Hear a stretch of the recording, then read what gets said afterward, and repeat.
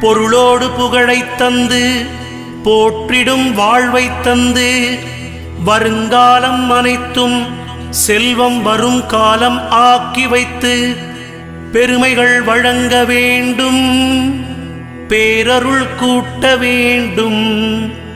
அருள்மிகு குருவே, உன்னை அடிபணிந்து வணங்குகின்றேன்.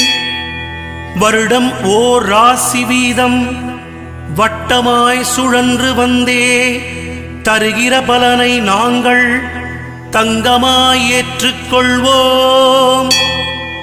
வருகிற நாட்களெல்லாம் வசந்தமாய் மாறுதற்கே அருள் தரும் உனது பார்வை அனுதினம் எமக்கு வேண்டும்.